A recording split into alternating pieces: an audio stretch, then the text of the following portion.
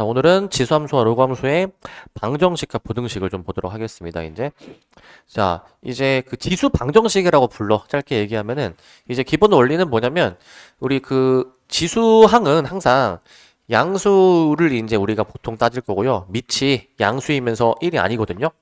자, 밑이 같아. 그러면 지수가 같아야 된다. 이게 기본 원칙이야. 밑이 같으면 지수가 같아야 된다가 기본 원칙이야. 예를 들면 이런 거야, 이제. 만약에 그 2의 x제곱이 8이다라는 식이 있어. 우리는 뭐 계산 안 해봐도 x가 3이라는 거 알지만 이제 지수 방정식의 기본 원리로 보면은 밑을 통일시켜. 8이 2의 세제곱이야. 그래서 밑이 같으니까 지수가 같아야 되는구나 라는 원칙으로 푸는 거야. 이게 기본 원칙이야. 밑을 똑같이 맞춰주는 게 중요하고요. 자, 근데 여기를 기본으로 해서 좀 더 다양한 꼴의 방정식을 보면은, 자, 이제 지수가 이제, 어떤 이제 함수꼴로, fx, gx로 일반화되어 있으면, 자, 만약에 밑을 똑같이 만들어줄 수 있을 때, afx제곱, agx제곱 나와 있으면, 지수가 같아야 되지 않을까라는 게 기본 원칙이야. 지수가 같아야 되지 않을까? 이게 기본 원칙이야. 자, 그 다음에 이제 AX제곱꼴이 반복된다. 수학에서는 보통 똑같은 게 반복이 되면은 치환을 이제 보통 해서 간결하게 놓는 거를 많이 했었어, 그동안. 앞으로도 그렇게 많이 할 거야. 자, 근데 조심하실 점은 지수항을 치환할 때 그 t의 범위가 항상 있거든요. 항상 우리 문제에서 친절하게 안 알려줘.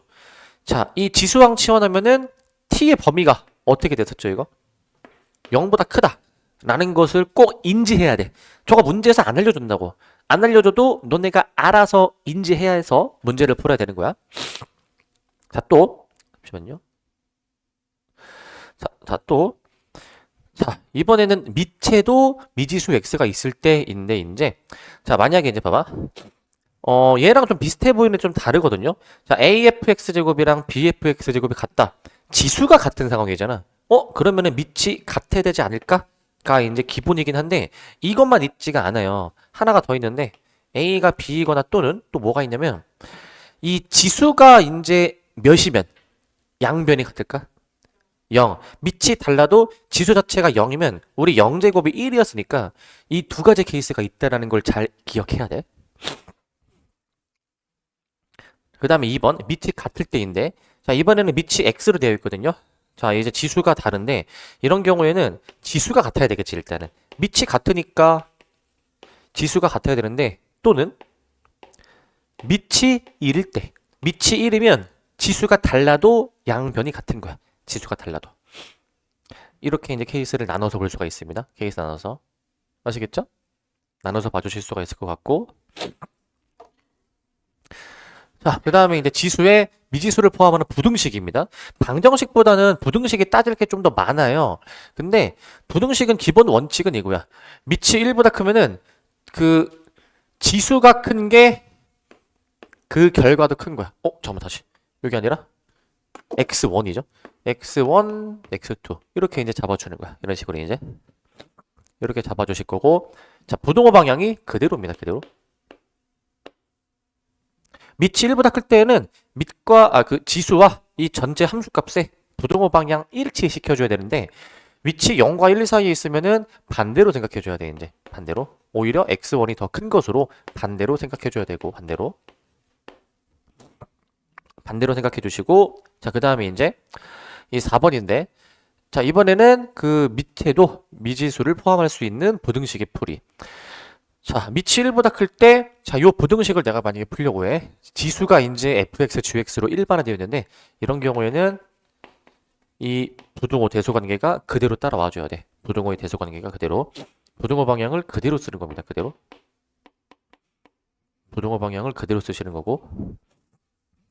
자, 그 다음에 이제 밑에 0과 1 사이일 때입니다. 밑이 0과 1 사이일 때.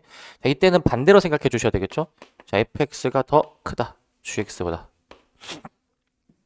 fx가 gx보다 크다라고 써줄 거야. 자, 부등호 방향을 반대로 씁니다. 반대로. 부등호 방향을 반대로 쓸 거고. 자, 그 다음에 2번. ax제곱꼴이 반복될 때야. 반복될 때. 이때는 ax제곱을 t로 치환해버려가지고 t에 대한 부등식을 이제 풀어줄 건데 이제 위에서 했던 것처럼 t t가 0보다 크다라는 범위를 좀 인지해 줘야 될 것 같고, 저걸 이제 인지하시고, 자, 밑에도 미지수가 있을 때, 자, 이제 밑이 x로 나와 있는 건데, 자, 이거 주의할 점이, 원래 이 지수 부등식은 밑의 범위가 중요해서 밑의 범위에 따라서 부등호 방향이 어떻게 될지 다르거든. 근데 지금 밑이 미지수 x야. 이러면은 부등호 방향이 어떻게 되겠어? 이렇게 되면은 부등호 방향이 이거 밑의 범위를 이제 모르기 때문에 범위를 나눠줘야 돼. 밑이 0과 1 사이일 때, 밑이 1일 때, 밑이 1보다 클 때 세 가지 케이스로 다 나누어서 풀어줘야 되는 거야. 나눠서 이제. 그래서 예를 들면은 만약에 밑이 0과 1 사이의 범위면은 이때는 부등호 방향을 이제 뒤집어서 써야 되겠죠? 뒤집어서. 그래서 이제 fx가 작다, gx. 근데 밑이 1일 때에는 이 식이 성립할까? 밑이 1일 때에는? 현재 부등식상으로 봤을 때는 밑이 1이면은 부등식이 성립 안 하죠? 이때는 이제 부등식이 성립 안 한다. 1이 1보다 크다. 말이 안 되는 식이 나오게 되겠지? 말이 안 되는 식. 그다음 밑이 1보다 크다. 1보다 크면은 이때는 그 부등호가 이제 그대로 따라가 주는 게 맞을 거야. 부등호가. 이렇게 따라가는 게 맞을 겁니다. 그러니까 밑의 범위에 따라서 이제 일일이 케이스를 나누어서 풀어줘야 돼. 나눠서. 또 이제 문제에 따라서는 등호가 들어가는 경우가 있어. 등호. 등호가 들어가면은 x가 1일 때는 어떻게 돼? 등호가 들어가면은 그때는 이게 성립하는 거야. 그것도 좀 생각해 봐야 되는 것이고, 그것도. 자, 5번인데 로그의 진수에 미지수를 포함하는 방정식이야. 이제 로그로 넘어오게 되는데, 로그로. 자, 밑이 이제 자, 로그가 정의되기 위한 조건을 다 지금 세팅을 해 놓은 거거든요. 자, 만약에 두 로그가 같다. 그러면 진수가 같다. 기본 원칙이야. 근데 이제 기본적으로 밑이 같아야 되고 그 다음에 이제 밑이 같으면서 끝나는 게 아니라 이 개수도 통일이 되어야지만이 이제 진수끼리 같다라고 써줄 겁니다. 진수끼리 같다. 자, 그 다음에 이제 좀 더 다양한 형태를 보면은 이제 이 fx, gx로 일반화되어 있어. 그러면은 밑이 같으면 그리고 개수도 같으면 진수가 같아야 되지 않을까? 진수가 fx는 gx라고 좀 써줘야 되지 않을까? fx는 gx 라고 써주셔야 되겠죠? 저렇게 써주셔야 될 것 같고. 자, 그 다음에 이제 2번 꼴 보시면 로그 ax의 꼴이 반복될 때야. 로그 ax. 이때는 t로 치환할 거야. t로 치환. t로 치환해가지고 t에 대한 방정식을 이제 풀어줄 겁니다. t에 대한 방정식을 반복되면 치환하는데 얘는 지수항이랑 반대로 얘는 항상 양수다 이런 조건이 없어. 얘가 가질 수 있는 값은 모든 실수 전체가 되기 때문에 따로 범위는 없어. 자, 그 다음에 진수가 같을 때야. 진수가 같아져 버리면 밑이 같아야 되지 않을까? 밑이? 밑 A, B가 같아야 될 것 같은데 여기서 끝나는 게 아니라 진수가 몇이면? 진수가 1이면 저 값이 0이니까 진수가 1이 되는 케이스까지 생각을 해줘야 돼. 진수가 1이 되는 케이스까지 생각을 좀 해주셔야 될 것 같아요. 그 다음에 4번 지수의 로그가 있을 때요. 지수의 로그가 있을 때 양변의 로그를 취해서 푼다라고 돼 있거든요. 요거는 뒤에서 예시를 좀 이제 들어 드릴 건데 뭐 예를 들면 이런 꼴이 있어요. 뭐 x 로그 x는 뭐 예를 들어서 10 뭐 요런 꼴이 있거든요. 이제 지수의 로그가 들어있는 거야.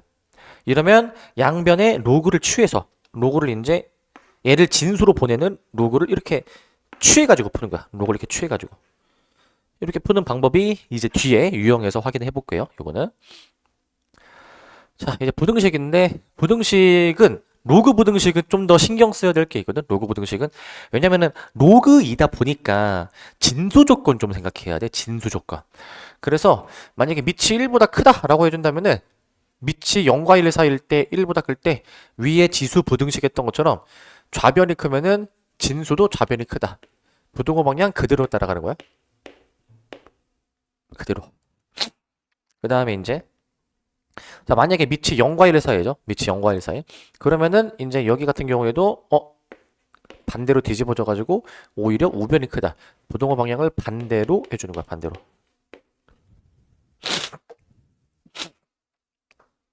부등호 방향을 반대로 해줄 겁니다. 반대로. 그 다음에 이제 로그의 진수 또는 밑의 미지수를 포함하는 부등식의 풀이야. 부등식의 풀이. 자, 밑을 같게 할 수 있을 때인데 우리 밑이 1보다 클 때, 0과 1 사이일 때 자, 밑이 1보다 클 때는 이 진수의 부등호 방향 그대로 따라옵니다. 이제 부등호 방향을 얘는 이제 그대로 가시는 거고 그대로. 두 번째는 이제 밑이 0과 1 사이죠. 0과 1 사이에 범위 있으면 반대로 뒤집는 것이기 때문에 뒤집어서 쓸 거야. 뒤집어서 부등호 방향을 반대로 쓸 거야. 반대로. 근데 물론 여기 이제 진수 조건들이 지금 나와 있거든요. 진수 조건들. 이거는 진수 조건이야. 진수 조건. 이제 진수가 0보다 커야 된다라는 진수 조건들은 당연히 만족을 좀 해줘야 되기 때문에 이것도 문제에서 일일이 안 알려줘. 진수가 0보다 커야 된다. 안 알려준단 말이야. 우리가 잘 인지하면서 문제를 풀어줘야 돼. 잘 인지하면서. 자, 그다음 2번인데 자, 로그 AX 꼴이 반복될 때야. 저 때는 이제 치환을 합니다. 로그 AX를 T로 치환해서 T에 대한 부등식을 이제 풀어주시는 거고.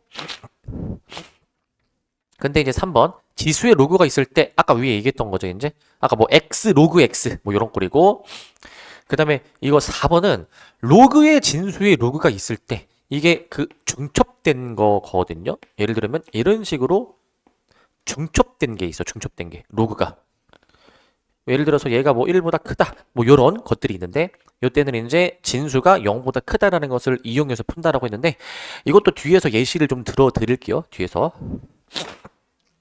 자 주의할 점이 있는데 로그의 경우에는 이 밑과 진수 조건까지 좀 신경 써줘야 돼. 아까 지수랑은 다르게 로그는 밑이 0보다 크다? 1이 아니다. 밑 조건 2개. 진수가 0보다 크다. 총 3개. 조건을 잘 지켜주셔야 돼요.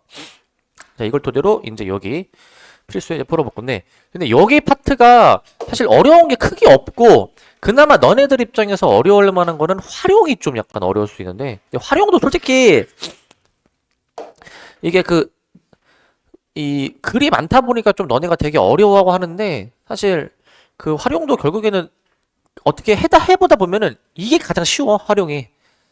그래서 이제 활용 문제 조금 이제 익숙해지고 하면은 가장 쉬운 파트가 이제 됩니다. 활용 파트는. 자, 그래서 너네가 이제 이 단원에서는 그것만 잘 이제 정복하면은 여기도 수월하게 할 수 있어. 보시면 저 방정식의 두 근을 알파 베타라고 했을 때 알파 플러스 베타의 값을 구하시오라는 문제인데 이거를 이제 보면은 반복되는 꼴, 그 2의 x제곱이 지금 반복되지 않니? 2의 x제곱이. 그러니까 2의 x제곱을 내가 만약에 이제 t로 놓을 건데, 이제 t로. 참고로 그 문제에서 지금 언급된 이 두 근 알파 베타는 x값이에요, x값. 여기서 말하는 두 근 알파 베타는 이제 x값 얘기해 주는 겁니다, x값. x값을 얘기해 주시는 거고, x값. 자, 그래서 2의 x제곱을 지금 이제 t라고 내가 잡아줄 건데, 그럼 이제 t제곱 마이너스, 이거 2의 세제곱 8 미리 앞으로 끄집어 내놓게, 이렇게 이제. 이렇게 t에 대한 2차 방정식으로 바꿀 수가 있어. t에 대한 2차 방정식. 근데 여기서 이제 오해해가지고, 이거 두 근의 합 구하는 거네? 2차 방정식의 두 근의 합 8이네? 이러면 틀리는 거지, 이제. 왜? 그 x가 알파 베타야.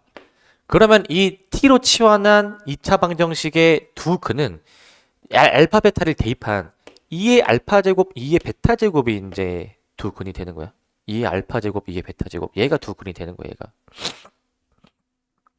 얘가 지금 이제 두 근이 되는 것이고.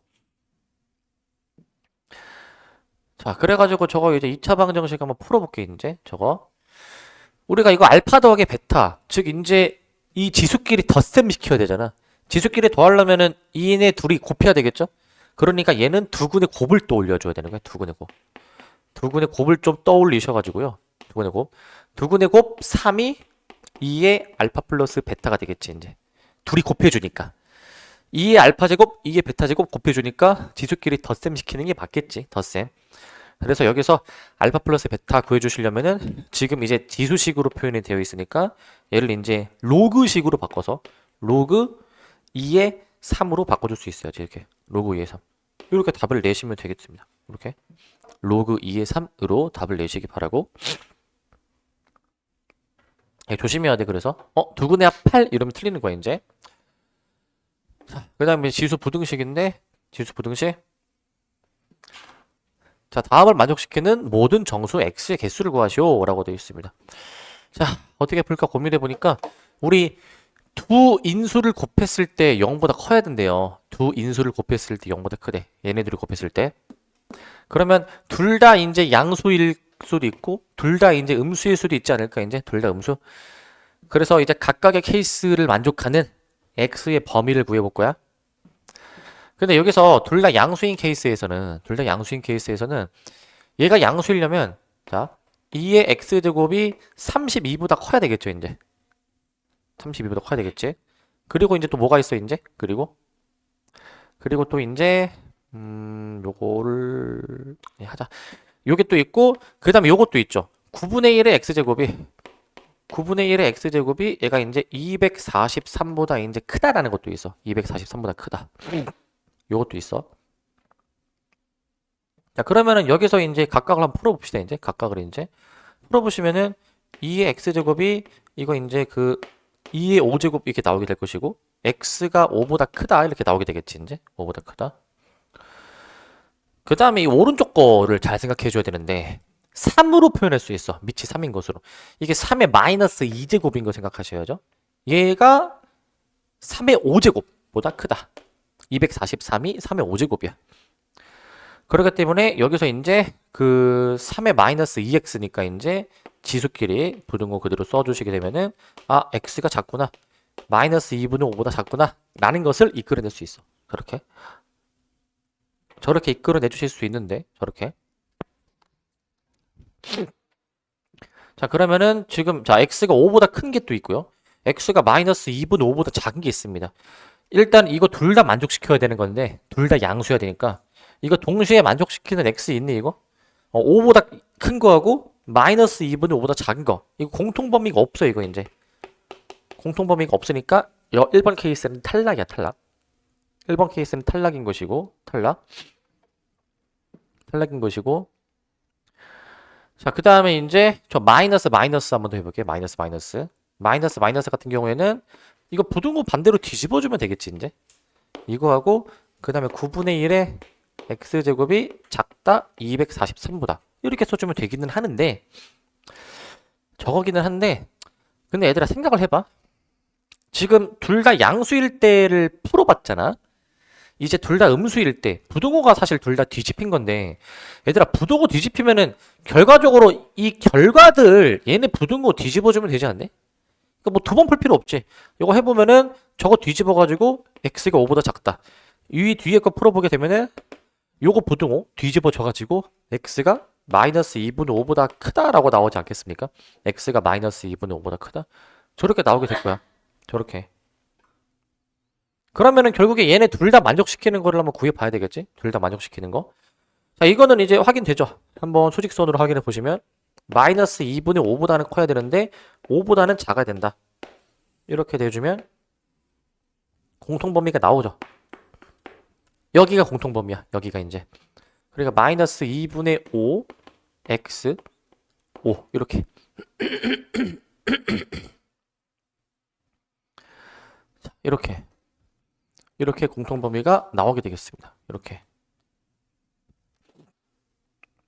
자, 근데 이제 공통범위가 저렇게 나오는데 이게 답이 아니고 문제 잘 읽어봐야 되겠죠? 모든 정수 x의 개수 주어진 범위 안에 정수가 몇 개 있는지를 세줘야 될 것 같아. 그럼 여기 마이너스 2에서부터 4까지 세야 될 것 같거든요. 4까지 이제 총 몇 개? 7개. 7개로 답을 낼 수 있을 것 같아. 7개. 7개라고 최종 답은 이겁니다. 최종 답은. 그러니까 여기서 이제 조금 센스가 있어야 돼. 다 풀 필요 없잖아, 이거. 이거 하나 했으면은 요거는 또 풀 필요 없으니까 부등호만 뒤집어주면 되겠죠. 자, 이렇게 하시면 될 것 같고 필수 이제 3번도 보도록 합시다. 3번도 이제 3번도 보시면 자, 이제 방정식이 나와 있을 때 이 방정식에 서로 다른 두 실근이 알파 베타일 때라고 나와 있거든요. 알파 베타일 때 알파 베타의 곱을 구하시오라고 돼 있어. 곱.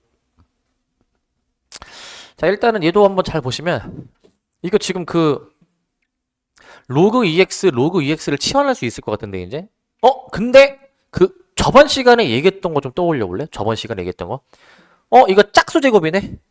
내가 뭐라고 했지? 짝수 제곱이면은 그 이게 거듭 제곱이 앞에 개수로 나오는데 개수로 나옴과 동시에 이 진수가 이제 절대값이 돼야 된다라고 했어. 원래는. 근데 생각해봐. 우리가 그 진수 조건을 생각을 해보면 원래 로그가 등장할 때마다 진수 조건을 좀 떠올려야 돼. 진수 조건. 이거 x가 0보다 커야 되는 것이고요. 얘 건드리지 않은 상태에서 앞으로 안 끄집어낸 상태에서의 진수 조건은 여기서 일단 얘가 0보다 크다.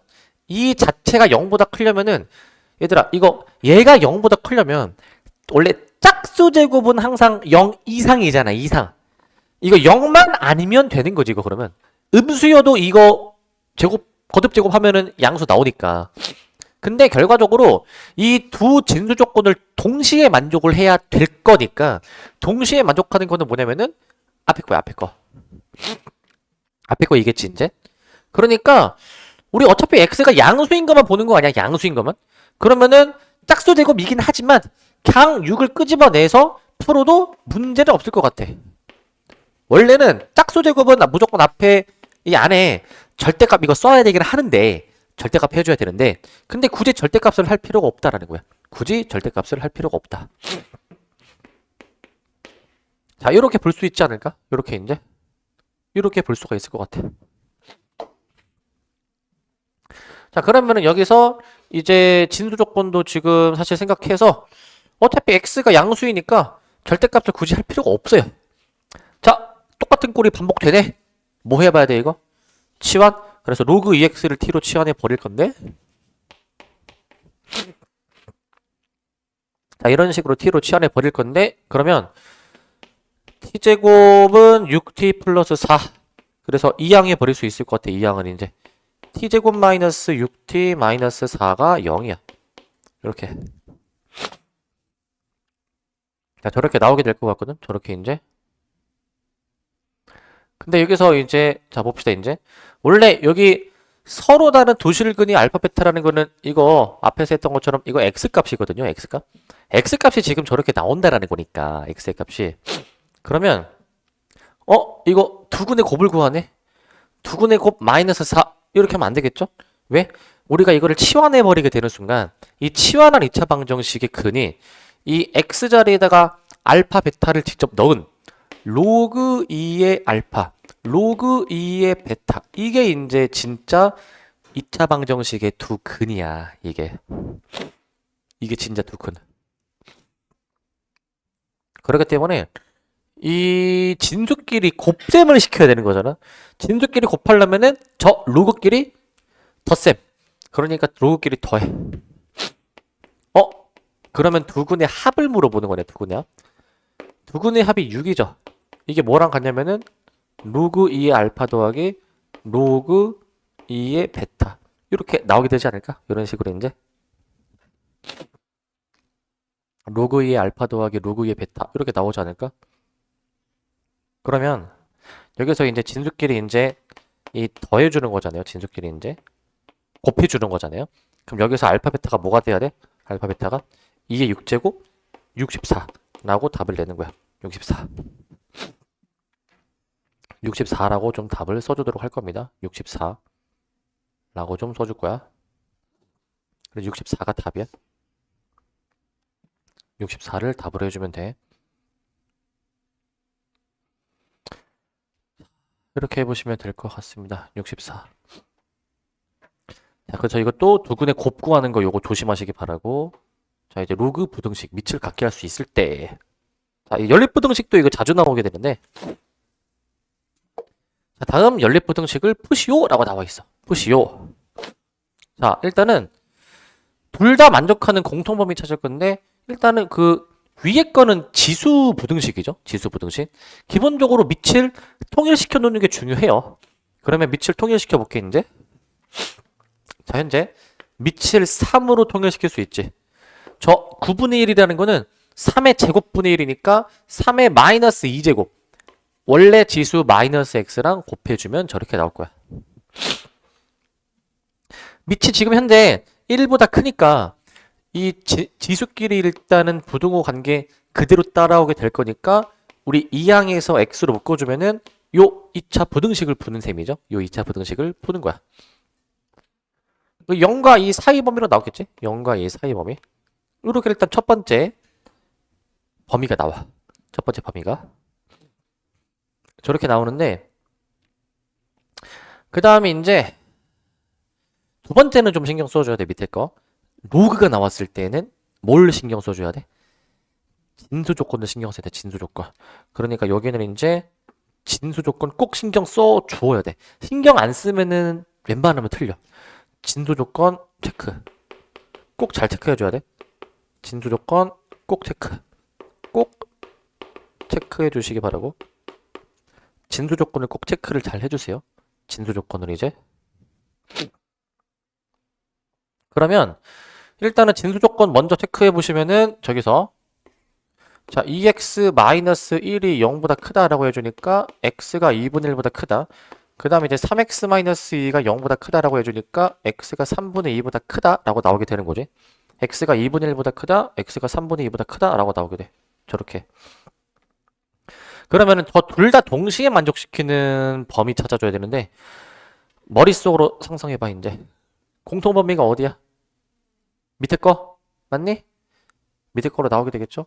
안 되면 그려봐야지 이제. 안 되면 이렇게 여기로 나오게 되지. 여기로. 그러니까 진수 조건이 이렇게 일단 등장하게 되고 따라서 진수 조건은 x가 3분의 2보다 크다라고 나오게 돼. 3분의 2보다 크다. 3분의 2보다 크다라고 나오게 되고 자, 그 다음에 이제 저 부등식을 풀 차례야. 이제 저거 다시 한번 써볼게. 로그, 자, 5분의 1, 그 다음에 2x-1, 로그 5분의 1, 이제 3x-2. 요거인데, 현재. 이제 밑이 같고 개수도 같으니까 진수끼리 이제 비교해 보시면 되는데, 진수끼리 이제. 여기서 조심하실 점은 그 진수끼리 비교를 하실 때 부등호 방향 어떻게 해줘야 돼, 이거? 밑이 1보다 작을 때는 반드시 여기도 뒤집어줘야 돼, 이제. 뒤집어줘야 돼. 밑이 1보다 작으니까, 이제. 이걸 좀 신경 써줘야 돼. 저것만 잘 신경 써줬다면 이제 끝난 거야. 이 항에서 풀어보시면 x가 어떻게 됩니까? x가 1보다 크다 나오게 될 것 같은데. 아, x가? 다시. x가, 작다 나오네, 작다. x가 1보다 작다. x가 1 이하가 나오게 되겠네. x가 1 이하. 가 나오게 되겠죠. 자, 그러면 x가 1 이하가 나오게 되는데 이제 아까 진수 조건 요거 있었잖아요, 이제. 요거랑 이제 동시에 만족시키는 공통 범위 한번 찾아볼까?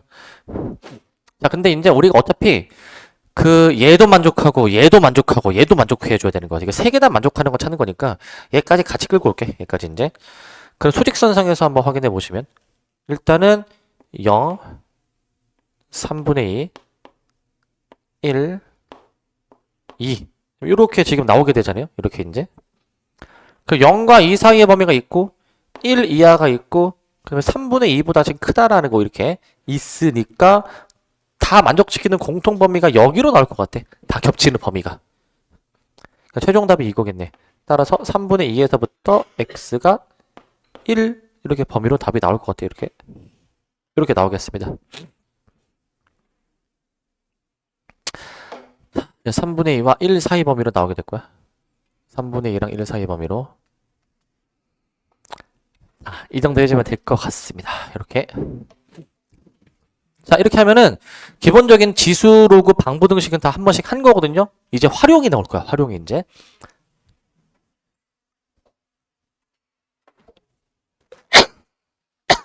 자, 봅시다. 자, 활용을 일단 봅시다. 활용을 이제. 자, 활용을 보시면 자, 여기 보시면 그 이제 지수 방정식 활용, 지수 보등식 활용, 그 다음에 로그 방정식 활용, 로그 보등식 활용 다 하나씩 지금 다 넣어놨거든요. 보시면 자, 이제 지수 방정식 활용은 자, 유리창에 단열 필름을 붙이려고 하는데 그 외부열이 이 필름 한 장을 통과할 때마다 그 통과하기 전보다 통과를 했을 때 열의 양이 60%씩 차단이 된대, 차단이. 이때 외부열을 내가 97.44% 차단하려면 단열 필름을 몇 장 묻혀야 되는가 이 얘기야 이제. 그러니까 필름 한 장 통과할 때마다 그 기존의 열의 60%는 통과를 못하고 차단되고 나머지 몇 퍼센트? 40%는 열이 통과하는 거야 이제. 그럼 그 통과한 40%가 또 있는데 거기서 또 단열 필름을 또 이제 거쳐 지나가면 이 40% 중에서도 60%는 차단되고 그 중에 또 40%만 통과하게 되는 구조인 거야. 자, 그런데 이런 문제 풀 때마다 항상 너네가 좀 잘 안 되는 것 중에 하나가 식을 어떻게 써야 될지 모르거든, 이제 식을 이제. 항상 문제가 그 남아있는 양으로 문제를 풀어야 돼. 남아있는 양으로 이제. 그러니까 남아있는 양으로씩 세워줘야 돼.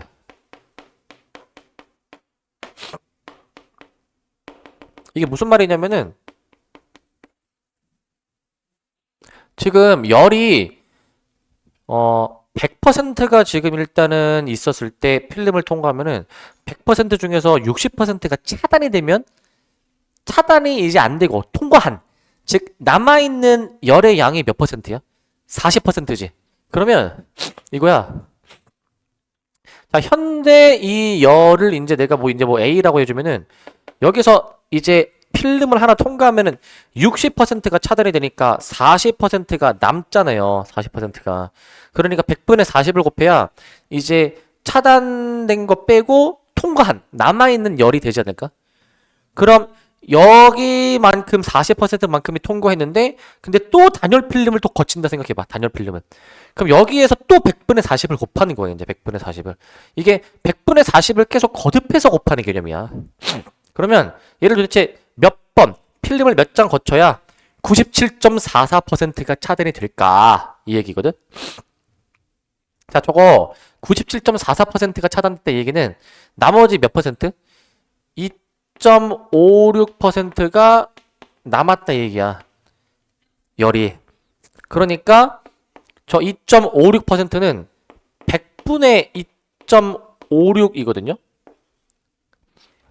A는 이제 현재 이제 원래 있었던 열의 양인 거야. A는 이제. 근데 결국에는 이제 현재 열의 양은 여기서 중요하지 않기 때문에 약분시켜서 없애줄 거야. 현재 열의 양은. 약분시켜서 없애주시고 그 다음에 여기서 이제 이거 약분이 또 되지 않습니까? 약분이 이제. 자, 이거 이제 약분을 5분의 2까지 할 수 있는데 그렇게 안 하고 이 꼴을 좀 볼래? 꼴을 이제. 얘를 내가 이제 10분의 4의 x제곱으로 표현해 보시고 얘는 이제 소수점 두 칸 옮겨서 위아래 배곱해서 만분의 256으로 바꿔주면 만분의 256 이거 x제곱이야? 제곱? 거듭제곱이야. 거듭제곱. 이렇게. 그러면은 요 식을 만족하는 x가 무엇일까 찾아야 되는 거야 이제. 이거 좀 거듭제곱이어서 적당히 때려 맞추면 되거든. x가 몇일까? x가 4? 10의 4제곱 만 4의 4제곱 256 이렇게 맞추는 게 사실 빨라 사실은. 그렇기 때문에 x가 4라는 걸 알 수 있어. 4장 이 돼야 되겠습니다. 4장. 자, 4장이 돼야 될 것 같고 4장 이제 4장이 돼야 될 것 같고 자, 그 다음에 이제 필수의 6번입니다. 6번 이제. 자, 이것도 이제 자주 나오는 문제인데 방사능 물질인 스트론튬 90은 30년마다 그 양이 반으로 줄어든다고 한다. 우리 그 과학 시간 때 이런 거 혹시 배우지 않니? 30년마다 그 양이 반으로 줄어든다네. 저걸 세 글자로 뭐라 부르게? 세 글자로? 뭐라고요? 다시. 반감기라 부르죠. 과학에서는 30년 양이 절반으로 줄어드는 데 걸리는 그 기간을 보통 우리가 반감기라 부른단 말이지. 반감기. 반으로 감소하는 데 걸리는 기간이죠, 이제. 이거는 이제 수학이 아니라 그냥 상식이지. 상식이야. 30년마다 그 양이 절반으로 줄어드는데 처음 양이 200이었다면은 그 남아있는 양이 12.5g 이하가 되려면 몇 년이 지나야 되는가 이 얘기야 이제. 이게 잘 봐야 돼 이거 얘들아. 처음 양이 200이었는데 30년이 지나면은 그 양이 절반 되는 거잖아. 그럼 생각해 볼래? 현재 200이야. 30년이 지나면 남아있는 양이 몇 g이야? 당연히 100g? 2분을 곱하면 되잖아? 근데 봐봐. 그럼 총 60년이 지나면은 몇 그램이야? 50이야, 50. 왜? 30년 지나서 100이잖아, 이제. 100에서 또 양이 절반으로 되면은 50이지. 30년을 두 번 거치면은 절반 되는 거야. 그러면 끝난 거 아니야, 얘들아?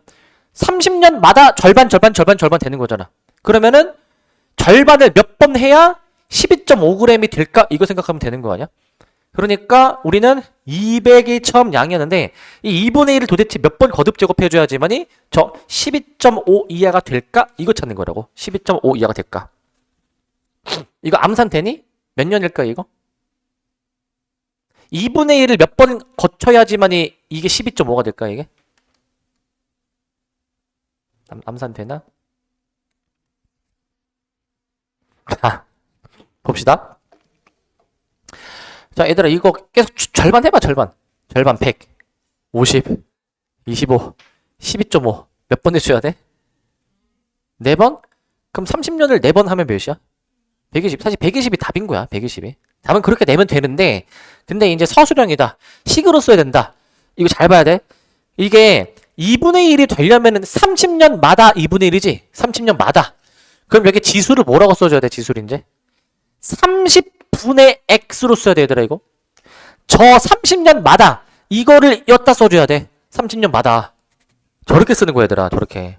30년마다 x를 이제 이 몇 년이 지난 그 년인지 이 기간을 엿다 적는 거고 30년마다면은 엿다가 30 적는 거야. x에 30 넣으면은 2분의 1 나오게. x에 60 넣으면은 2분의 1의 제곱이 나오게. 이렇게 써줘야 돼. 30년 당 이런 표현이 나오면 분모의 30을 쓰는 거야. 그럼 이제 끝났죠, 이제. 이거 계산 이제 해보시면 되는데 이제 이미 답을 말씀드리긴 했지만 한번 계산해 보면은 이거 뭐 200을 이제 약 나눠줘야 되겠지, 이제. 2분의 1에 30분의 x제곱이 자꾸 나갔다. 자, 200분의 12.5가 되지 않니? 200분의 12.5. 이렇게 지금 되지 않습니까? 200분의 12.5. 자, 그러면은 이거 이제 뭐 소수점 하나 뭐 옮겨서 해도 되고 이제 뭐 약분해도 될 것 같은데 약분으로 해볼까? 이거 약분으로 이제 소수점 하나 옮겨주면은 아니다, 위아래 2를 곱하자. 2를 이제 이렇게 되니까 이렇게 2를 곱해주면 그 다음에 25로 이거 다 되니까 아마 약분해 보시면 16분의 1이 나오게 돼. 16분의 1. 저기까지 나오게 되는 거야. 즉 2분의 1에 저 30분의 x제곱이 얘가 이제 16분의 1보다 작거나 같다 라고 나오게 되는 거잖아요. 저렇게 이제 나오게 되는 거지, 이제. 그러면은 이제 2분의 1에 잡아봐. 30분의 x제곱 작거나 같다 2분의 1에 4제곱 이렇게 나오게 되는 거지. 이렇게 이제. 그러니까 이제 30분의 x제곱이 4보다 작거나 같다. 그래서 x가 120보다 작거나 같다. 이렇게 나오게 되는 거야. 이렇게. 저렇게 나오게 되는 거야. 저렇게. 자, 그래서 이렇게 120. 잠깐만. 아, 부등호 뒤집어줘야죠. 큰일 날 뻔했다. 빛이 1보다 작으니까 부등호 뒤집어줘야 되는 게 맞아. 큰일 날 뻔했어. 이렇게 120년부터 가능하다 라고 보는 거야. 자, 그 다음에 7번도 보도록 하겠습니다. 7번.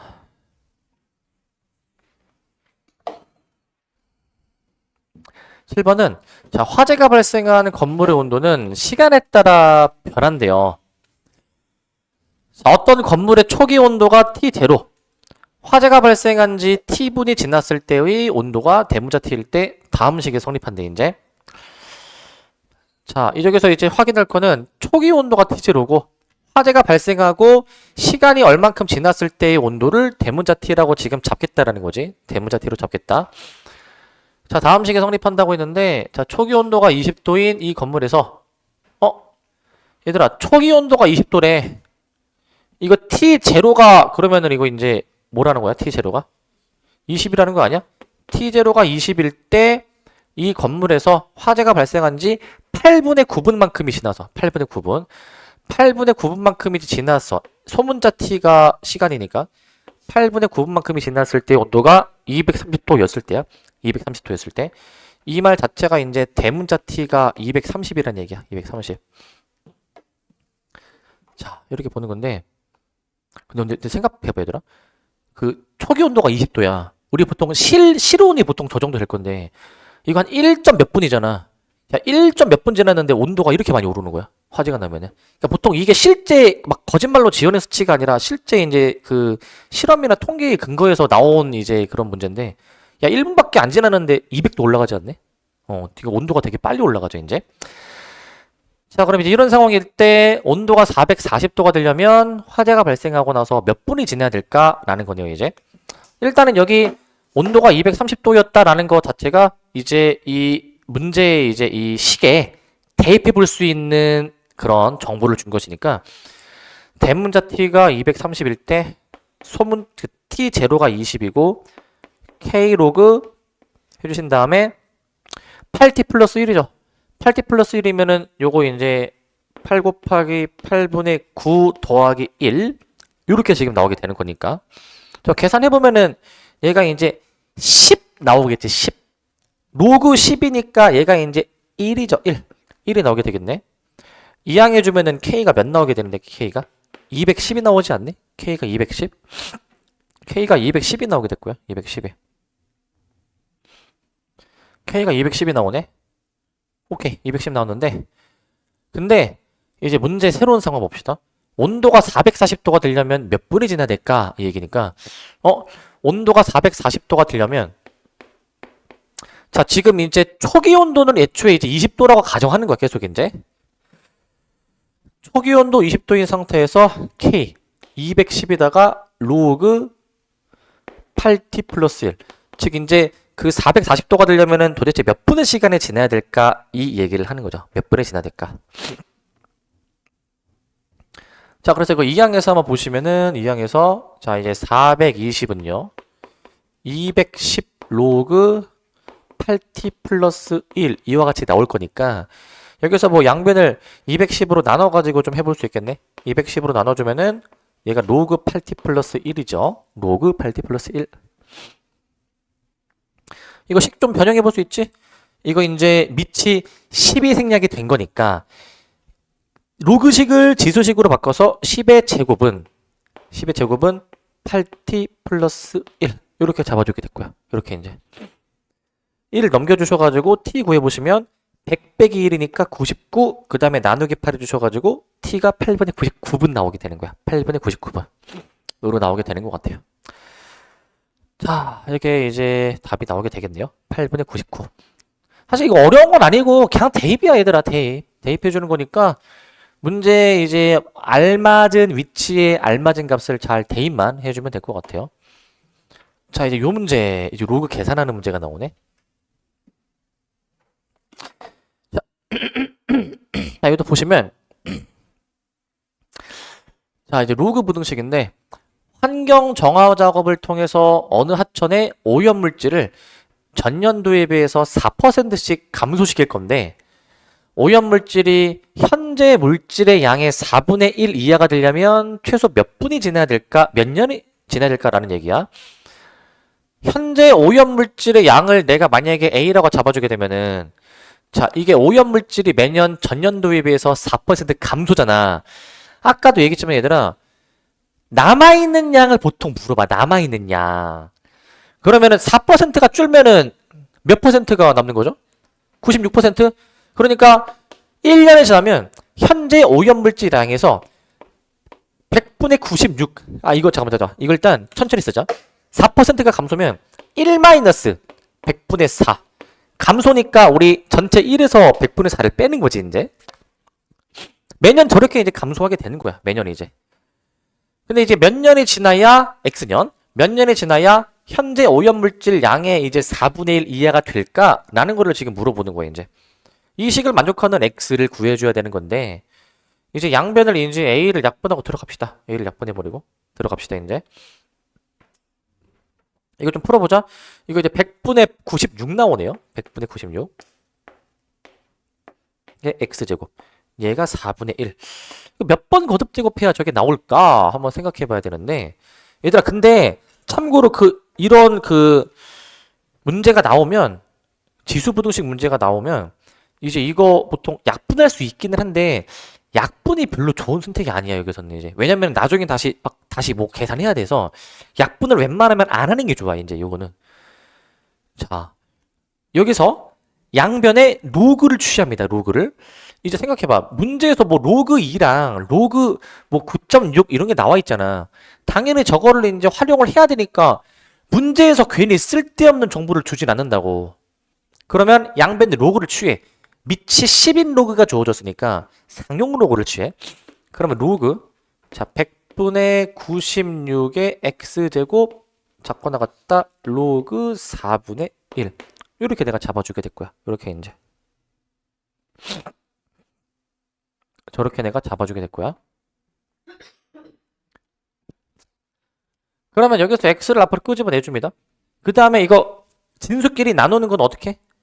그 뺄셈으로 바로 쓸 수 있니? 뺄셈으로 이렇게 뺄셈으로 써버리자. 이제 이렇게 뺄셈으로 이거 이제 그 로그 4분의 1은 이제 어떻게 됩니까? 이거 마이너스 로그 4니까 역수니까 이거 이제 좀 더 계산해 볼게요. 이거 이제 계산을 자 얘들아 여기서 잘 봐. 이거 이제 로그 96이잖아. 문제에서 로그 9.6이 주어지지 않았니? 그럼 로그 96은 몇이겠어? 로그 96은? 이거 소수점 한 칸 옮겨지면은, 한 칸 옮기면은 더하기 1 하라고 했으니까, 더하기 1. 1.98 되니? 1.98이고, 로그 100은 몇인데요? 2죠, 2. 로그 4가 사실 2로그 2니까, 요거는 마이너스 2 곱하기 0.30을 계산해 주는 거야. 0.30. 계산하면 끝. 마이너스 0.02x 마이너스 0.6 이렇게 나오게 되는 거니까 x가 크거나 같다 30 이상이다 라고 나오게 돼. x가 30 이상. 저렇게 나오게 될 거야. 그래서 답이 이제 30년부터야. 30년부터. 자, 이렇게 답을 내주면 될 것 같습니다. 자, 잠깐 끊었다가 이어서 갈게요.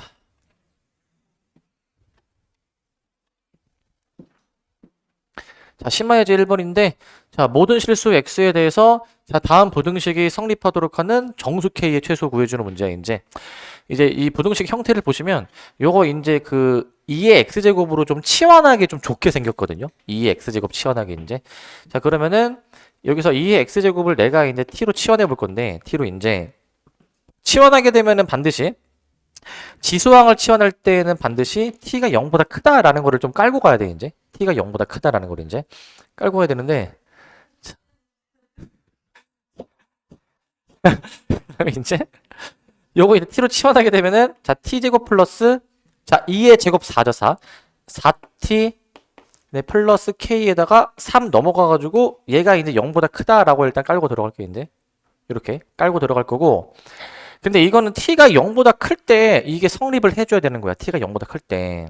자, 요거 조금 좀 생각해 줘야 되는 문제인데, 요거 이제, 자, 어떻게 해주셔야 되냐면, 자, 이거 이제 그 완전 제곱식으로, 완전 제곱식 안 해도 되고, 그냥 이제 대칭축을 확인해 볼게요. 대칭축. 이 t에 대한 이차함수가 있는데, 가운데 대칭축이 이제 t는 마이너스 2야. t는 마이너스 2. t는 마이너스 2고, 그 다음에 이제 요거, 그 이차함수가 x축보다 위에 있어야 되잖아요.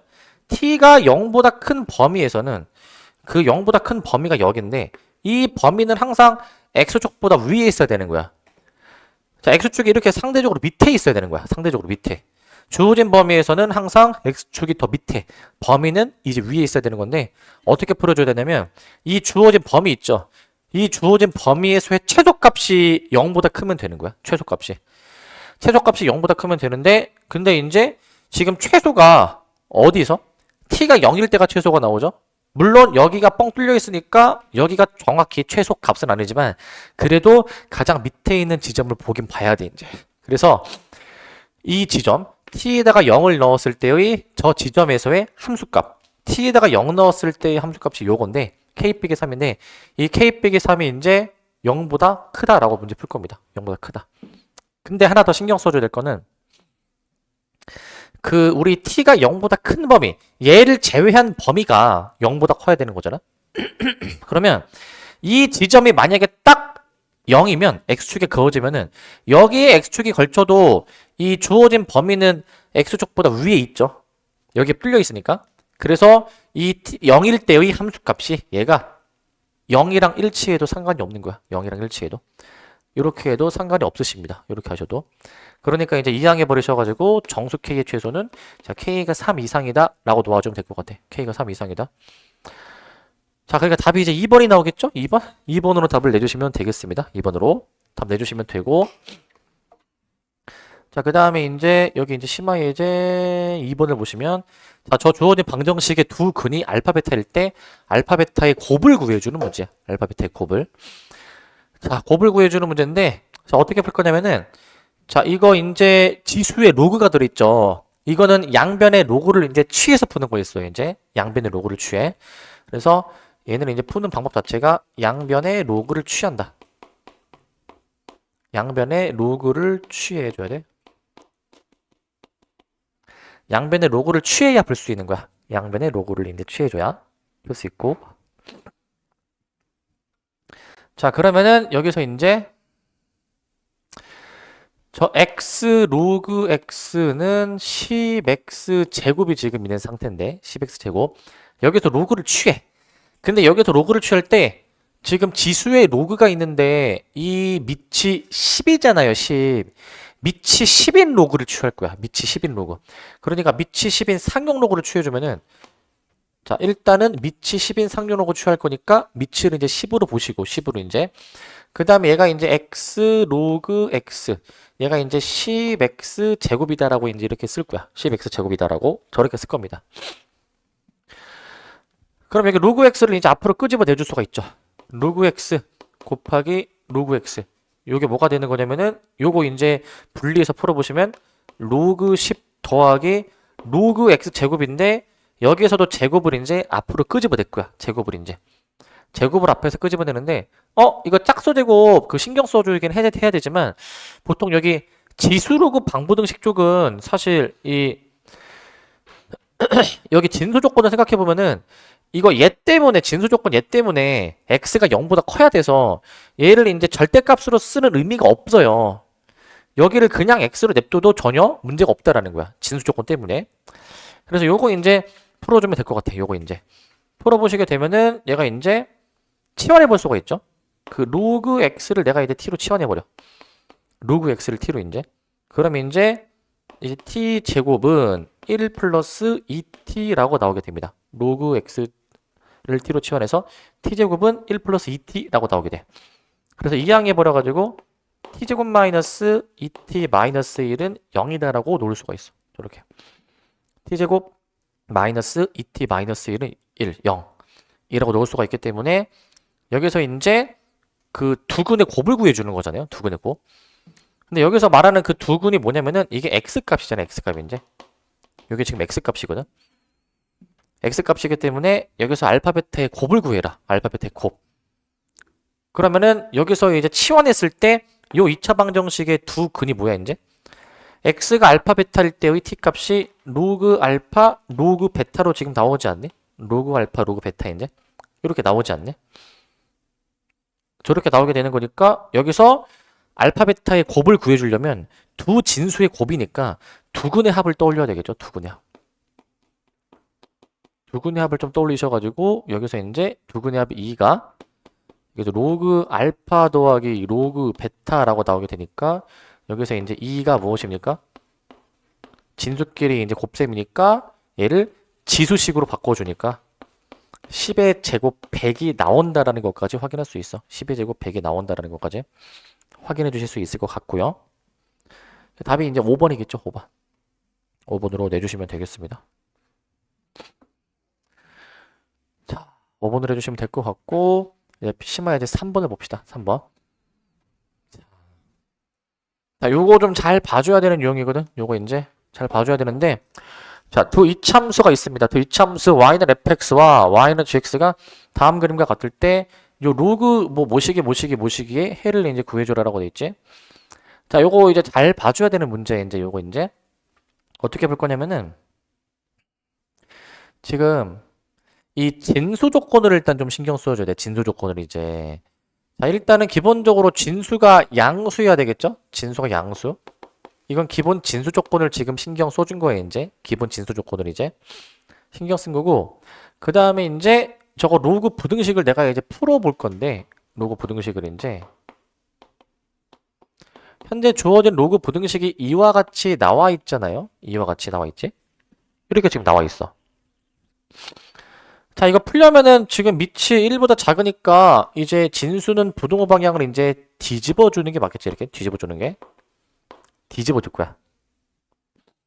뒤집어 줄 건데 우리는 이 셋 다 모두 다 만족하도록 하는 그 FG에 대해서 구해보자고. 이 셋 다 모두 다 동시에 만족하는 FG에 대해서. 요거를 좀 찾아봅시다, 이제. 셋 다 만족하는 거. 자, 그 어떻게 할까? 좀 고민해 보니까 요걸 이제 자,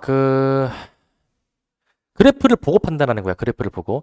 G가 F보다 더 위에 있는 범위를 찾아. 자, 이 그림을 보고 판단합니다. G는 위로 볼록인 이차함수야. 위로 볼록인 이차함수가 현재 아래로 볼록인 이차함수보다 더 위에 있는 부분을 찾을 건데 G가 더 위에 있는 부분이 여기 지금 등호가 있죠. G가 더 위에 있는 부분이 여기 1과 2라는 교점을 기준으로 해서 여기 있지, 여기. 이 부분이 지금 G가 더 위에 있지 않니? 이 부분이 이제 G가 더 위에 있다라는 걸 알 수 있어. G가 더 위에 있다라는 거. 그러니까 요거를 풀어서 나오는 x의 범위가 1과 2 사이거든요. 1과 2 사이. x의 범위가 1과 2 사이의 범위로 나오게 돼. 1과 2 사이의 범위. 일단은 요거만 따진 거야. 요거만 따지면은 1과 2 사이 범위가 나오게 되는데 근데 조심하실 점은 우리 요거 진수 조건도 좀 고려해 줘야 돼요. 이 주어진 범위가 과연 얘네도 만족하는지 생각해 봐야 되는데 fx가 항상 0보다 커야 되고 gx도 항상 0보다 커야 되거든. 0은 없잖아. 등호가 없잖아. 0은 이제. 그러면 지금 여기 x축이랑 만나는 지점 있죠. 여기지, 여기. 여기는 제외해 줘야 되는 거야, 제외. x가 2일 때는 둘 다 0이 되는 순간 아니야? 둘 다 0이 되는 순간? 그러니까 따라서 어떻게 해줘야 돼? 얘는 이제 둘 다 0이 되는 순간이니까 최종 답은 이제 2의 등호를 빼주는 게 맞아. 2의 등호를 빼주는 게. 이렇게 들어가 주는 게 맞습니다. 되시겠죠? 자, 그럼 이렇게 해주시면 될 것 같습니다. 이렇게 이제 해주시면 될 것 같고요. 일단 지수로그 방법은 일단 여기까지 하고 삼각함수 일단 조금 더 이제 할 건데 잠시만요. 자, 그 다음에 삼각함수도 이제 좀 먼저 보도록 할 건데, 삼각함수. 자, 이제 삼각함수 이제 처음 할 때 이제 그 일반각을 좀 먼저 얘기를 하는데, 일반각 얘기하기 전에 몇 가지 용어들을 좀 얘기를 해볼게. 몇 가지 용어들을. 자, 이제 여기서는 이제 그 기준선을 일단은 잡는데, OX라는 첫 기준선을 이제 시초선이라고 합니다. 시초선 이제. 그 다음에 이제 이 시초선을 기준으로 해서 이제 이 반시계 방향으로 이제 회전을 하는 방향이 양의 방향이야. 양의 방향 이제. 그래서 반시계 방향으로 회전하면은 양의 방향, 그 다음에 이제 그 시계 방향으로 회전하면은 음의 방향이라고 얘기를 해주는데 그렇게 이제 뭐 어느 방향이든 간에 이제 회전을 해가지고 가리키는 그 화살표가 있어. 이 화살표를 우리가 이제 동경이라고 얘기를 해. 시초선에서 얼만큼의 각도만큼 회전을 했는지를 이제 봐서 그 가리키는 방향을 이제 동경이라고 해주고요. 그래서 처음의 기준선을 시초선이라고 얘기해주고 OP를 이제 우리가 동경이라고 얘기를 해줍니다. 동경이라고 이제 얘기를 하고 동경. 자, 그 다음에 이제 동경 OP가 시계 반대 방향으로 회전할 때 반대 방향 이거를 양의 방향이라고 하고요. 부호가 플러스입니다. 또 시계 방향으로 회전하게 되면은 이거를 음의 방향이라고 얘기를 해주면서 부호는 마이너스가 됐고요. 마이너스 이제. 자, 그리고 일반적으로 플러스 부호는 이제 생략을 할 거고요. 플러스 부호는 생략을 하고 그 다음에 그 일반적으로 시초선 OX와 OP가 나타내는 그 각이 있잖아. 그 각을 내가 이제 알파라고 내가 표현해볼게, 알파. 자, 그런데 이 동경은 결과적으로 가리키는 방향이 지금 이 그림상에서는 여긴데 시초선 OX로부터 지금 알파만큼의 각도만큼 회전한 것처럼 보이잖아. 결과적으로 OP가 여기 바라보게 되는데 근데 사실 이 OP가 OX를 기준으로 이제 이만큼만 회전했을 수도 있고 한 바퀴를 돌고 더 회전했을 수도 있고 이제 오히려 그 거꾸로 회전했을 수도 있거든요. 이제 이 최종 결과 OP가 어디를 가리키는지만 보면은 이 OP가 여기를 가리키긴 하지만 여기를 가리키기 위해서 얼마큼 회전했는지는 알 수가 없잖아. 그렇기 때문에 이 OP가 이제 회전한 정확한 양은 얼마큼 회전했는지는 정확히는 알 수가 없어. 그거를 이제 일반화 해가지고 각도를 표현할 거거든. 일반화해서. 자, 결과적으로 알파만큼 회전하긴 했는데 이게 여러 바퀴를 돌았을 수 있으니까 그 여러 바퀴를 이제 우리가 360 곱하기 n으로 표현합니다. 360 곱하기 n. 이렇게 좀 내가 표현해 줄 거야. 360 곱하기 n으로. 저렇게 내가 표현을 좀 해줄 거고, 360 곱하기 n 플러스 알파라고 표현을 좀 해줄 거고, 자, 이때 단 해주시면서 이 알파에 대한 조건이 있습니다. 알파는 반드시 0과 90도 사이의 범위로 나와줘야 돼. 예각으로 간주할 거야. 예각으로 간주하면서 이를 동경 OP가 나타내는 일반각이라고 얘기합니다. 일반각이라고 얘기를 할 것이고, 그래서 알파는 보통은 이제 이렇게 0과 90도, 잠깐만 얘들아. 90도가 아니라, 자, 미안. 360도입니다. 360도. 이게 이제 360도가 이제 한 바퀴니까 이제 이 한 바퀴 범위 내에서 알파를 잡아줄 거야. 알파를 이제. 약간 어떤 느낌으로 봐도 되냐면은 이제 이 동경 OP가 이제 얼마만큼의 각도를 회전했는지는 모르는데 근데 이제 그 회전을 이제 했고 이 나머지 360으로 나눈 나머지처럼 보는 거야.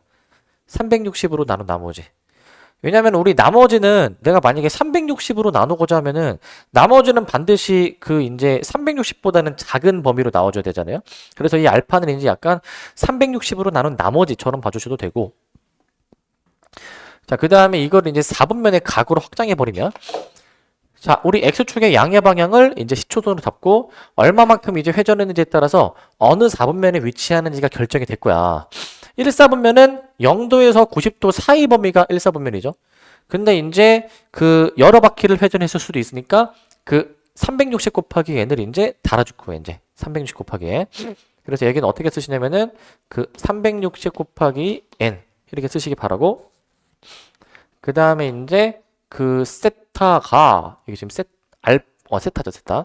세타가 360 곱하기 n 플러스 90도라고 잡아줄 거야. 90도. 기본적으로 이제 그 1사분면의 각의 범위는 저 0도와 90도 사이의 범위로 이제 나와줘야 되고 0도 90도 사이 범위. 2사분면은 이제 여기 90도랑 180도 사이 범위로 생각할 수 있어. 360 곱하기 n은 꼭 달아주셔야 되고요. 이거 꼭 달아줘야 되고 그래서 90도와 180도 사이 범위로 잡아줄 거야. 90도와 180도 사이 범위로 이렇게 잡아줄 것이고 이렇게 잡아줄 것이고 자, 그 다음에 이제 3, 4분면의 각입니다. 3, 4분면의 각. 자, 360 곱하기 n 플러스 180도 세타. 그 다음에 이제 360 곱하기 n 플러스 270도라고 보도록 할게. 이거는 3, 4분면. 180도랑 270도 사이 범위에서 왔다 갔다 할 거야. 저 사이 범위에서. 그 다음 이제 4, 4분면은 이제 반대로 이 270도에서 360 사이에서 왔다 갔다 하겠죠. 여기 사이에서 왔다 갔다 할 거니까 얘 같은 경우에는 360 곱하기 n 플러스 270도 세타. 그 다음에 이제 360도 곱하기 n 플러스 360도 사이 범위로 쓸 거야. 이 사이 범위로. 자, 저렇게 사이 범위로 좀 쓰도록 하겠습니다. 사이 범위로 이제. 자, 여기서 뒤에 이제 단이라고 나오게 되는데, 여기서 단은 이제 뭐냐면은 저 n에 대한 조건인데, 기본적으로 n은 정수야, 정수. 그러니까 360도를 이제 n바퀴 회전했다라고 해서, 여기 다 똑같이 n은 정수라 쓰겠습니다. n은 정수. n은 정수라 쓰시고, 여기도 이제 n은 정수라고 쓰시고, n은 정수라고 쓰시고, 그리고 이제 그 다 쓰신 다음에 여기 위에도 아까 여기 단 있잖아요. 단 이제 여기다가 요 위에다가도 얘들아 n은 정수 똑같이 써놔. n은 정수. 저기서도 n은 정수를 만족해 줘야 돼. n은 정수. 저기 아까 여러분들 위에 여기 단 쓰신 데 있죠. 단 여기다가도 n은 정수 써놓으세요. n은 정수. n은 정수 똑같이 좀 써놓으시기 바라고. 그 다음에 이제 두 동경의 위치 관계를 좀 봅시다. 두 동경의 위치 관계. 자, 우리 이거는 그 두 동경이 어떤 위치 관계에 있느냐에 따라서 어떤 관계식을 쓸 수 있는지를 생각을 해봐야 돼. 어떤 관계식을 쓸 수 있는지. 자, 만약에 두 동경이 일치하게 되는 상황이야. 두 동경이 일치한다. 자, 이제 어떤 동경은 한 바퀴 돌고 찔끔 갔어. 여기 가리켜. 어떤 동경은 찔끔만 가가지고 여기 가리켜. 그러면은 두 동경이 가리키는 방향이 똑같은데 이때는 이제 두 각을 빼보면 한 바퀴 플러스 찔끔이랑 찔끔을 빼면은 뭐가 나오죠? 한 바퀴 플러스 찔끔이랑 찔끔을 빼면은 한 바퀴가 나오니까 한 바퀴. 이제 여러 바퀴를 돌았을 수도 있으니까 이제 두 동경의 각을 뺀 게 알파 마이너스 베타가 이제 이 한 바퀴처럼 식이 표현이 되어야지. 360 곱하기 n으로 표현되는 거야. 여기서 단 n은 정수야. 단 n은 정수라고 일단 쓰셔야 될 것이고, 단 n은 정수라고 쓰셔야 되고, 자, 그 다음에 이제 두 동경이 일직선 위에 있고 방향이 반대이다. 알파가 만약에 이 찔끔 플러스 반바퀴를 갔어, 얘들아. 만약에 찔끔 플러스 반바퀴. 그 다음에 베타는 이제 찔끔만 갔어, 찔끔만. 자, 이제 찔끔 플러스 반바퀴랑 찔끔을 빼면은 얘네 두 겹치는 걸 빼면은 반바퀴 남는 거 맞니? 반바퀴 남는 거. 그러니까 얘 같은 경우에는 이제 두 각을 빼면은 이제 360 곱하기에는 꼭 써주시면서 그 다음에 이제 이 반바퀴 180도죠, 180도. 180도로 표현이 좀 돼줘야 돼. 180도로 표현이 좀 돼줘야 될 것 같고. 자, 그 다음에 단 n은 정수입니다. n은 정수. 여기서도 n은 정수로 나와줘야 될 것 같아요. n은 정수. 자, 정수로 나와줘야 될 것이고. 자, 그 다음에 이제 x축 대칭, y축 대칭. 요 축에 대한 대칭은 어떻게 나오냐면은 x축 대칭인 그림을 봐봐. 여기 그림 보시면 x축에 대해서 대칭으로 나와 있는 요 두 그림을 보시면 알파가 만약에 여기 이제 여기까지 회전했다라고 보고 베타는 이제 여기까지만 회전했다라고 볼 거야. 그러면 이제 이 두 동경이 만약에 x축 대칭인 관계면 이 베타를 여기 아래 베타로 옮겨줄 수가 있지. 같은 각이니까. 이러면 알파랑 베타랑 더해주면 뭐가 나와줘야 되게? 둘이 더해주면은 360도 한 바퀴가 표현이 돼줘야 되기 때문에 이때는 둘이 더해. 알파 플러스 베타가 360 곱하기 n으로 잡혀야 되는 거야. 360 곱하기 n으로 잡혀줘야 돼. 이때 n은 뭡니까? n은 정수죠. n은 정수. 이때 n은 정수지, 정수. 자, 그 다음에 여기 y축 대칭 봐봐. y축 대칭은 알파가 이만큼이고 베타가 만약에 이만큼이다. 자, 그러면은 이제 여기서 이 베타를 y축 대칭인 걸 감안하면은 열로 옮겼다라고 보면은 알파 더하기 베타가 반바퀴야, 반바퀴. 그렇기 때문에 이때도 두 동경의 각을 더해주면은 알파 더하기 베타가 360 곱하기 n 플러스 180도가 될 거야. 180도.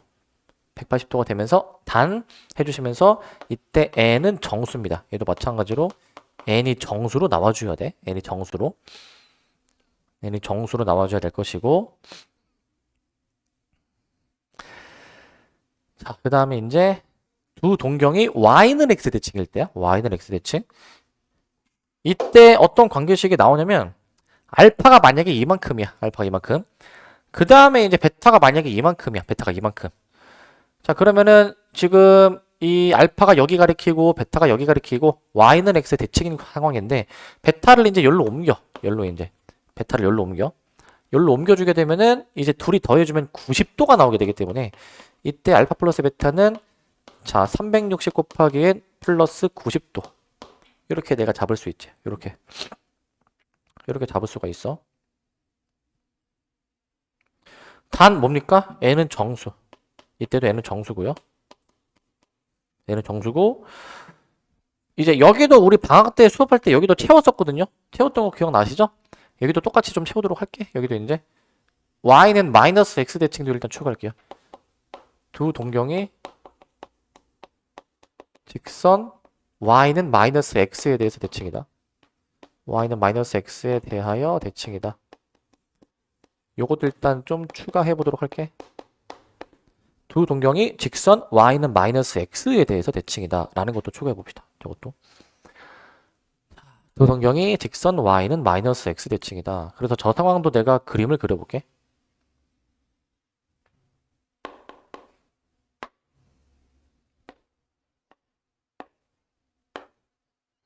자, 그러면은 그 y는 마이너스 x를 한번 그려보시면 이렇게 그림이 그려질 것 같아요. 이렇게 원점 잡으시고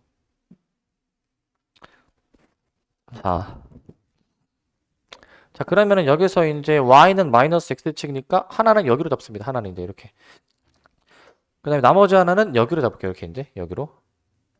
그래서 여기 각도를 내가 이제 알파라고 보시고, 그 다음에 여기 각도를 내가 이제 베타라고 잡을게요. 이제. 그래서 y는 마이너스 x 대칭처럼 지금 그림을 그려놨어. y는 마이너스 x 대칭처럼 그림을 그려놨습니다. 이렇게. 저렇게 지금 그림 그려놓고 한번 이때는 어떤 관계식이 나오나 생각해보자.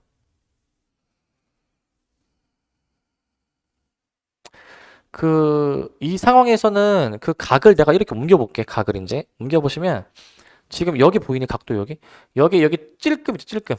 여기 찔끔이 지금 대칭이면 여기랑 같거든요. 여기랑 이제. 그 다음에 여기 베타를 이루는 각도 중에서 찔끔 말고 나머지 90도 부분을 열로 옮겨. 90도 부분을. 그래서 여기가 지금 보라색이 지금 베타인 셈이야. 보라색이 이제. 보라색이 지금 베타인 셈인데, 그러면은 이제 여기서 알파, 분홍색이랑 베타를 더해. 알파랑 베타를 더해주면 270도가 나오게 돼. 270도. 이때 두 각을 더해 보셨을 때 알파 더하기 베타가 360 곱하기 n 플러스 270도로 이제 각도가 나오게 됩니다. 얘도 마찬가지로 단 n은 정수 달아주시고, 단 n은 정수, 요거를 달아주시기 바라고, 요거를 단 n은 정수 달아주시기 바라고. 자, 얘를 꼭 달아주시기 바라고. 자, 그 다음에 여기 문제 또 있긴 한데, 이제 여기서 잠시만요. 부채꼴의 둘레, 동경. 부채꼴 둘레 나오네, 둘레. 자, 일단은 부채꼴 요거까지만 좀 설명을 할게요. 요 호도법이랑 이거까지만 설명하고, 관련 문제 2개만 하겠습니다. 2개만 이제. 자, 이제 호도법이 나오는데, 호도법. 이제 호의 길이를 이제 이용해서 각도를 표현하는 방법이 호도법이에요, 호도법. 어떤 상황을 잡냐면, 반지름이 R인 원이 있는데, 부채꼴의 호의 길이가 반지름과 일치할 때의 중심각을 생각해 볼 거야. 자, 이런 상황을 가정해 봤을 때, 우리 부채꼴의 호의 길이가 중심각에 비례하기 때문에요. 이 부채꼴의 호의 길이 R 대 전체 원의 둘레의 길이 2파이 R은 중심각 알파 대 전체 원의 중심각 360이다 라고 놓아가지고 여기서 알파를 구해. 외향내향 곱해서 해볼 수 있잖아. 그래서 2파이 R 알파 도가 360도 곱하기 R 이렇게 표현이 되니까 뭐 약분해가지고 이제 2파이로 나눠줘가지고 계산해 보시면 알파 도가 얘가 파이분의 180도로 나오게 돼. 파이분의 180도. 그러니까 부채꼴의 호의 길이가 이제 반지름과 일치하게 될 때의 중심각이 이 값으로 정해져 있는 거야. 이 값으로 이제 파이분의 180도라는 값으로 정해져 있는 거야. 그래서 저 각의 크기를 우리가 라디안이라고 부르고요. 라디안이라고 부르고 이것을 단위로 이용해서 각의 크기를 나타내는 방법을 호도법이라고 얘기를 해. 호도법이라고 얘기해 줍니다. 호도법이라고 얘기를 해. 그러니까 부채꼴의 호의 길이가 부채꼴의 호의 길이가 반지름과 일치할 때의 그때의 중심각을 파이분의 180도, 그 다음에 라디안이라는 단위를 이용해서 표현하면은 1라디안이 될 거야. 1라디안이 될 것이고. 자, 그 다음에 이제 이 1라디안은 그래서요, 이 파이분의 180도고요. 파이분의 180도가 되는 것이고, 그 다음에 이제 이 식에서 양변에 파이를 곱해보면은 파이 라디안이 180도잖아. 파이 라디안이 180도인데, 파이 라디안이 180도. 근데 저기서 이제 이 양변을 또 이제 180으로 나눠주면은 1도는 180분의 파이 라디안이 되는 거야. 1도는 180분의 파이 라디안이 돼. 1도는 180분의 파이 라디안.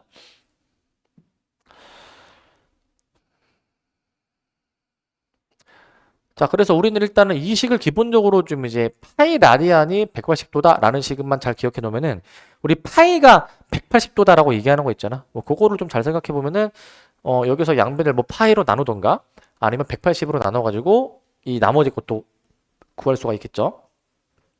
근데 우리가 원래 파이가 원래 3.14 모식이잖아. 180도를 3.14로 나눠주게 되면은 대략 57도 정도 된대. 그러니까 부채꼴의 호의 길이가 반지름과 일치하게 되는 순간에 그러한 순간에 이 중심각 이제 대략 57도 정도 나온다라고 보시면 될 것 같고, 근데 이제 이 단위 이름 라디안을 생략하기 때문에요. 얘는 다 생략할 수 있습니다. 얘는 이제 다 생략해 주실 수 있습니다. 생략을 이제 생략해 주실 수가 있을 것 같고, 쟤는. 자, 근데 이제 기존에 이 도라는 그 가계 크기를 이용해서 표현하는 방법은 60분법이라고 얘기를 해. 60분법. 60분법이라고 얘기를 합니다. 자, 그래서 이거 조심해줘야 돼, 얘들아. 우리가 원래 파이가 뭐야, 원래? 원래는 3.14잖아. 근데 가계 크기를 나타낼 때는 파이를 180도로 봐줘야 되는 거야. 라디안이라는 글자를 생략을 한다라고 했으니까 만약에 어떤 그 부채꼴의 중심각이 파이야. 그럼 중심각이 3.14인가? 이게 아니야. 부채꼴의 중심각에서, 즉 각도의 관점에서의 파이는 180도로 생각해 줘야 되는 거야. 그땐 3.14로 보는 게 아닙니다. 각을 이제 표현할 때는. 그건 조심해 주셔야 되고. 근데 뭐 이렇게도 볼 수 있어. 그러니까 3.14 모시기잖아. 3.14 모시기 라디안을 180도로 이제 보겠다라고도 생각해 볼 수가 있어. 여긴 다음 시간에 할 내용이고요. 그 다음에 이제 여기 필수 예제 1번을 한번 보시면 1번. 두 동경의 위치 관계인데, 위치 관계.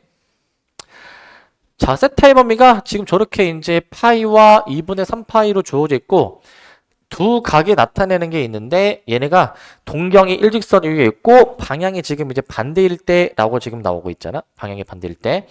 각 세타에 대해서 구해주는 건데, 이게 일직선 위에 있고, 방향이 반대면, 두 각을 우리가 뭐 했죠? 두 각을 이제 빼. 이제 큰 거에서 빼자. 두 각을 이제 빼는 게 이제 6세타인데, 얘가 이제 어떻게 표현이 돼야 되냐면은, 방향이 반대면은 이때는 그 360 곱하기 n으로 쓰는데, 잘 봐. 원래는 여기를 이제 360 곱하기 n에다가 180도로 쓰기는 하는데, 근데 이제 우리 문제에서 세타의 범위를 보면은 호도법으로 표현이 되어 있거든. 호도법. 파이를 우리가 180도로 인지해서 풀어줘야 된단 말이야. 그렇기 때문에 호도법으로 표현이 되어 있으면은 얘를 도 말고 호도법으로 좀 표현해 보도록 할게요. 호도법. 파이가 180도이니까 그 360도는 이제 2파이잖아, 2파이. 이렇게 내가 이제 각의 단위를 좀 맞춰서 풀어보겠다, 이 얘기야. 각의 단위를 좀 맞춰서 표현해 보겠다. 각의 단위도 우리가 일치시켜 줄 거고요. 각의 단위도 이 6세타가 저렇게 범위가 나오게 되는데, 여기서 양변을 6으로 나눠주게 되면은 세타에 대해서 우리가 구해줄 수 있잖아. 3분의 1파이죠. 3분의 1파이엔 더하기 6분의 파이로 이제 세타의 값을 정확하게 알 수 있는데, 이제 저 세타의 범위가 잡혀있죠. 범위가 잡혀있으니까 얘가 이제 파이로 나오게 되고, 얘가 이제 그 2분의 3파이로 지금 이제 나오게 되잖아요. 이제 2분의 3파이로 이제 나오게 되지 이제. 그럼 여기서 이제 n에다가 적당한 값 넣어보면 되지 않을까? 저 주어진 범위를 만족하는 그 적당한 n을 넣어줘야 돼, 이제. 이거 n에다가 1 넣어주면은 이거 모자라요, 이제. 넣어봐야 돼, 이제. 2 넣어줘도 모자랄 것 같고, 이거 3 넣어주면은 파이니까, 이거 n이 3일 때는 될 것 같거든, n이 3일 때는. n이 3이면은, 세타가 파이 플러스 6분의 파이니까, 이게 6분의 7파이가 나오는 것 같고, 6분의 7파이. 그 다음에 이거 n이 4일 때 어떻게 될까? n이 4일 때. n이 4면은 이게 어떻게 되냐면, 얘가 아마 2분의 3파이가 나올 것 같은데, n이 4면은, 얘가 3분의 4파이 플러스 6분의 파이 해보시면은, 얘가 6분의 9파이 해가지고 2분의 3파이가 나오게 되거든요. 이거는 범위 안 맞으니까 탈락이다라는 거지. 탈락이다. 그러니까 주어진 조건을 만족하는 세타는 요 6분의 7파이만 생각해 줘야 될 것 같아. 6분의 7파이만. 저것만 생각해 주셔야 될 것 같습니다. 그러니까 주어진 범위에 맞는 것만 찾아줘야 되는 거예요, 이제. 이게 여러 개가 답일 수도 있어. 이 문제는 하나만 답이지만 상황에 따라서는 여러 개가 답이 나올 수 있으니까 잘 분간해 주시고, 만약에 여러 개가 답이면은 모든 각 세타의 크기를 구하라고 나오겠죠? 여러 개라고 나오면. 아니면 합을 구하라고 한다든지 그렇게 나오게 될 것이고. 자, 그 다음에 이제 자, 요거까지 보겠습니다. 2번까지. 필수 예제 2번은 자, 둘레의 길이가 24인 그 부채꼴이 있대. 둘레의 길이가 24인 부채꼴이 있는데, 그 중에서 넓이가 최대인 부채꼴에 대해서 한번 확인해 보래. 넓이가 최대인 부채꼴에 대해서 반지름과 반지름의 길이와 넓이를 한번 구해보라라고 되어 있습니다. 자, 이제 어떻게 할 거냐면은, 이제, 이런 상황이다라는 걸 생각해야 돼. 둘레의 길이가 24라는 거는 현재 이런 상황이야, 이제. 이런 상황. 그, 반지름을 여기를 R이라고 잡고, 여기를 호의 길이 L이라고 잡는데, 우리 부채꼴의 호의 길이가 이제 R 세타거든요, R 세타, 이제. 잠깐만. 여기 둘레의 길이니까 요거는, 부채꼴에 이걸 설명을, 잠시만요. 요거 지금, 호의 길이 R. 잠시만요. 여기서 여기 지금 빠져 있구나. 여기 지금 얘들아 여기 앞에 보면은 여기 다음에 거기 너네 부채꼴의 호의 길이 거기 지금 나오는 거 있지? 앞에. 거기 혹시 있니 지금 앞에? 부채꼴의 호의 길이? 있죠? 말고 그 앞에. 호의 길이 넓이 혹시 거기 앞에 있니? 있어? 없어? 잠시만요. 여기서 잠시만요. 잠시만요. 55분.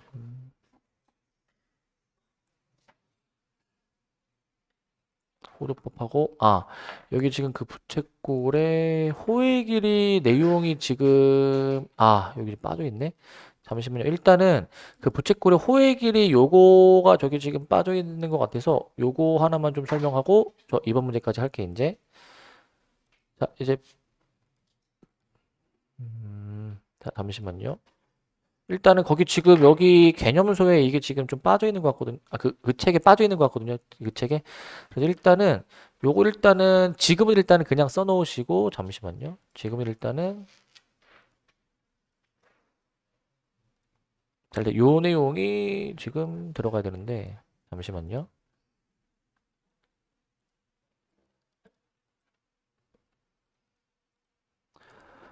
일단 요거 내용이 원래 있어야 되는데 거기 빠져 있어서 여러분들은 이제 거기다가 요것만 써놓읍시다 이제. 요거는 너네 지금 거기 빠져 있는데 다시 앞에 개념으로 넘어오셔가지고 아까 라디안 얘기했던 거 밑에다가 요거만 쓰자 이제. 요거만 이제. 자 이제 요 공식만 좀 결과만 써놓을게 이제. 요 그림을 일단 그리셔. 요 그림을 일단 그리시고 원 그리고 반지름 R 그리고 중심각 세타 호의 길이 L 부채꼴의 넓이 S 요거만 일단 좀 그리신 다음에 요 그림만. 그래서 여기서 호의 길이 L이 이제 이 호의 길이가 이제 부채꼴의 중심각이랑 비례하기 때문에 이제 호의 길이 대 전체 원의 둘레의 길이 중심각에 비례한다라는 식을 이용해서 호의 길이가 이제 R세타가 나오게 되고 부채꼴의 넓이는 이제 2분의 1 R제곱 세타로 나오게 되는데 이건 이제 2분의 R1이랑 같다라는 거. 이걸 일단만 써놔. 요거만 일단 좀 거기다가 써놓으세요. 요거만 이제 좀 써놓으시고 다시 필수예제 2로 넘어갈 거예요 이제. 필수예제 2로. 자, 부채꼴의 호의 길이가 R세타, 그 다음에 부채꼴의 넓이가 2분의 1 R제곱 세타로 나오게 된다는 걸 일단은 좀 써놓으시기 바라고 다시 필수예제 2로 넘어오시게 되면은 자, 그래서 부채꼴의 둘레의 길이가 만약에 24로 나오게 된다라고 해주면 둘레의 길이가 24면은 여기 호의 길이를 이제 L이라고 잡았을 때 얘가 이제 R세타인 것이고 자, 그럼 이렇게 쓰는 거야. 여기서 2R 플러스 L이 지금 24다라고 식을 쓰는데 2R 플러스 L이 24다. 근데 이제 넓이가 최대인 순간을 이제 구해주는 거잖아. 넓이가 최대인 순간. 자, 부채꼴의 넓이는 이제 우리 2분의 RL이라는 공식을 이제 이용해서 풀 건데 2분의 RL. 위의 식에서 L이 사실은 24-2R이잖아요. L이 사실은 24-2R이죠. 24-2R. 그러면은 이제 여기서 2분의 R 해주시면서 24-2R 이렇게 잡아주면은 마이너스 R제곱 플러스 12R 이렇게 좀 잡아줄게. 마이너스 R제곱 플러스 12R 저렇게. 요놈의 이제 최대를 구해주는 거지. 요놈의 최대를 구해주는 거야. R에 대한 2차식으로 나오게 되니까 완전제곱식으로 만들어야 되겠죠. 완전제곱식으로 만들어 보면은 얘가 마이너스로 묶어서 R-6의 제곱 플러스 36으로 나오게 돼. R-6의 제곱 플러스 36으로 나오게 됩니다. 자, 그럼 여기서 자 봅시다. 여기서 어떻게 돼주냐면은 여기서 이 식의 의미가 R이 6일 때 저 넓이의 최대가 36이다라고 이제 생각해 주면 되겠지? 36. 넓이의 최대값은 36이 되는데 문제에서 구해주는 거는 그때 부채꼴의 반지름이랑 넓이를 구하래. 반지름이랑 넓이. 그러니까 반지름이 6이고 넓이의 최대가 36. 답은 이제 나오는 거거든. 답은 나온 건데 문제에서 이제 이런 것도 물어보죠. 봐봐. 부채꼴의 넓이가